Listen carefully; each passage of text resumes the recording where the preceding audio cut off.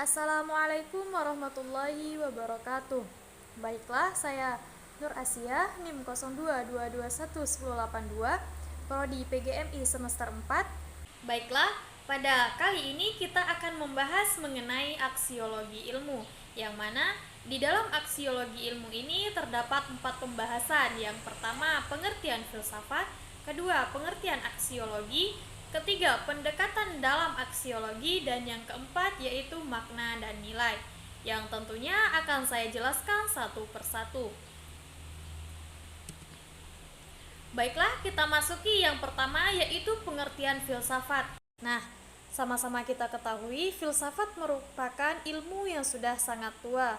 Nah, bila kita membicarakan filsafat, maka pandangan kita akan tertuju jauh ke masa lampau di zaman Yunani kuno, yang mana pada masa itu semua ilmu dinamakan filsafat.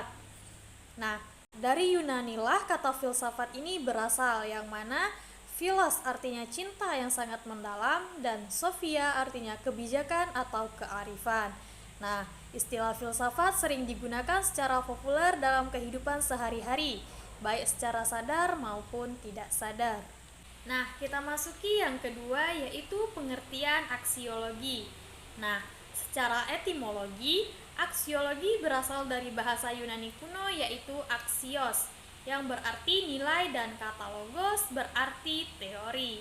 Nah, jadi aksiologi merupakan cabang ilmu filsafat yang mempelajari nilai. Dengan kata lain, aksiologi adalah teori nilai.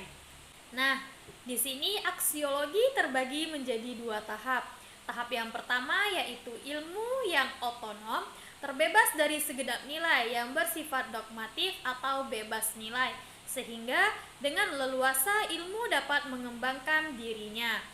Nah, kita masuki tahap yang kedua, yaitu ilmu juga bertujuan memanipulasi faktor-faktor yang terkait dalam gejala tersebut, gunanya untuk mengontrol dan mengarahkan proses yang terjadi.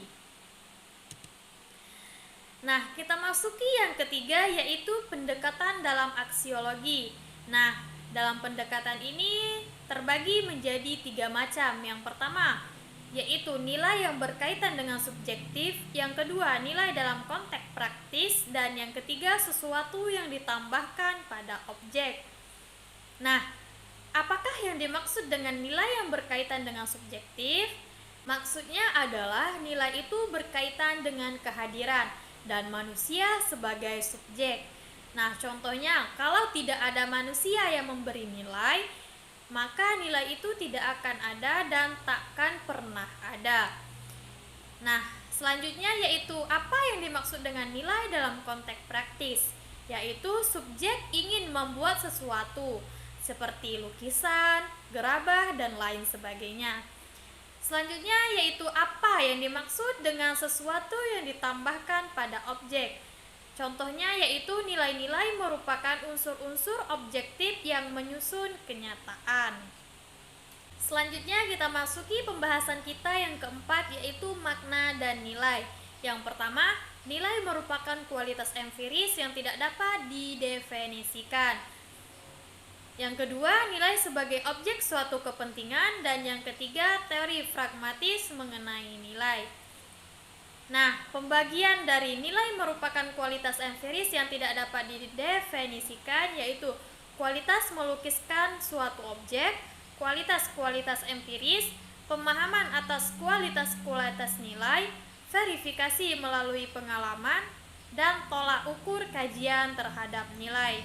Nah, pembagian dari nilai sebagai objek suatu kepentingan yaitu setiap nilai menyangkut sikap, nilai adalah kepentingan, dan yang terakhir sejumlah keberatan yang dapat diajukan. Selanjutnya, teori pragmatis mengenai nilai. Pembagiannya diantaranya yaitu nilai sebagai hasil pemberian nilai, hubungan sarana dan tujuan, ketidaksepakatan mengenai nilai-nilai, dan sarana dan tujuan tidak terpisahkan.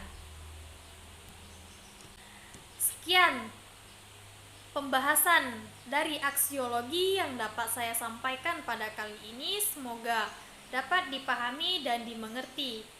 Saya akhiri, wassalamualaikum warahmatullahi wabarakatuh.